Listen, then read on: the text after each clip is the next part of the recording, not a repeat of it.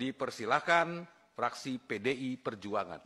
Pimpinan beserta seluruh anggota Dewan yang saya hormati, utusan dari DPD RI yang juga saya hormati, Bapak Wakil Menteri beserta jajaran dan staf yang mendampingi yang saya hormati,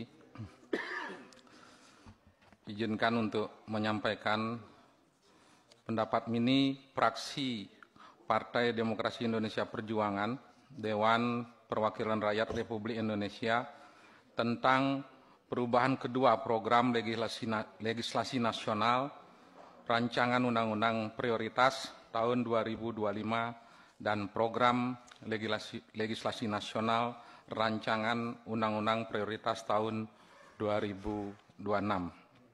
Dibacakan oleh Nyoman Parte, Sarjana Hukum, nomor anggota A236. Assalamualaikum warahmatullahi wabarakatuh. Salam sejahtera bagi kita semua. Om Swastiastu, Namo Buddhaya, salam kebajikan. Merdeka! Merdeka! Pertama-tama mari kita ucapkan puji syukur kepada Tuhan Yang Maha Kuasa, karena dalam kesempatan ini kita bisa berkumpul dalam agenda penting untuk melakukan evaluasi dan perubahan Prolegnas tahun 2025 dan penyusunan Prolegnas prioritas tahun 2026. Dalam penyusunan Prolegnas prioritas kita harus merujuk pada Undang-Undang Nomor 12 Tahun 2011 tentang pembentukan peraturan perundang-undangan, Undang-Undang tentang MPR, DPR, DPD dan DPRD MD3 serta Peraturan DPR RI Nomor 1 Tahun 2020 tentang tata tertib. Penyusunan Prolegnas perubahan 2025 dan penyusunan 2026 harus menghitung pelaksanaan Prolegnas prioritas tahun sebelumnya. Hasil evaluasi yang sudah dilakukan agar undang-undang yang dibentuk memenuhi kepentingan nasional dan harapan rakyat. Saudara pimpinan, anggota Badan Legislatif DPR RI, dan hadirin sekalian yang kami hormati, setelah mengikuti dengan seksama pembahasan atas perubahan kedua Prolegnas prioritas tahun 2025 dan Prolegnas prioritas tahun 2026, fraksi PDI Perjuangan memberikan beberapa pandangan diantaranya sebagai berikut. Pertama, perubahan Prolegnas prioritas 2025 dan Prolegnas prioritas 2026 harus memprioritaskan undang-undang yang berorientasi pada kepentingan nasional, keadilan sosial, dan sebesar-besarnya untuk kemakmuran dan kesejahteraan rakyat. Kedua, dalam menjalankan fungsi legislasi DPR RI, fraksi PDI Perjuangan mendorong bahwa penyusunan dan pembahasan setiap rancangan undang-undang agar dilaksanakan dengan melibatkan partisipasi publik, meaningful participation yang nyata dalam menyerap ide-ide dan gagasan yang berkembang di masyarakat di dalam ruang-ruang yang terang dan bisa disaksikan oleh publik secara luas.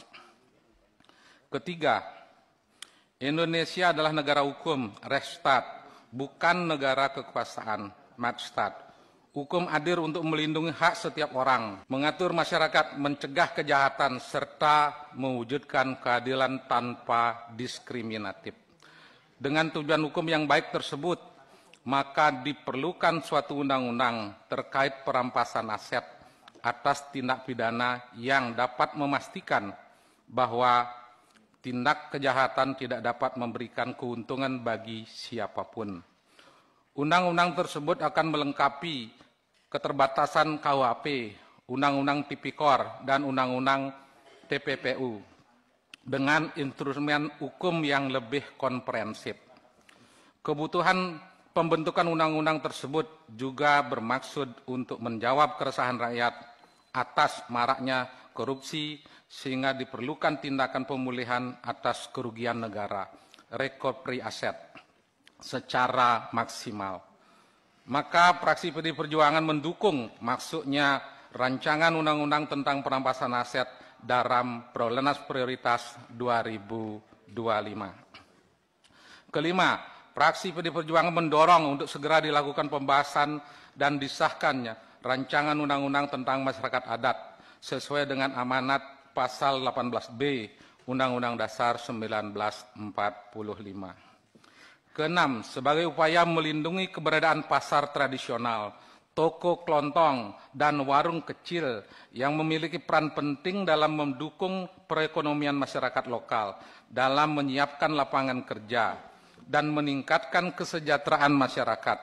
Fraksi PD Perjuangan mendorong agar pembahasan rancangan undang-undang tentang perlindungan dan pemberdayaan pasar tradisional, toko kelontong, dan warung kecil dapat segera dilakukan. Ketujuh, sebagai negara majemuk yang memiliki keragaman etnis, budaya, membuat Indonesia memiliki keanekaragaman bahasa daerah. Bahasa daerah di samping merupakan kekayaan bahasa Nusantara, juga adalah identitas budaya serta alat komunikasi antar generasi. Maka perlu dilakukan pelestarian. Untuk mencegah banyaknya bahasa daerah yang rapuh dan terancam punah, maka fraksi PD Perjuangan mendorong agar pembahasan rancangan undang-undang tentang bahasa daerah dapat segera dilakukan dalam Prolegnas Prioritas tahun 2026.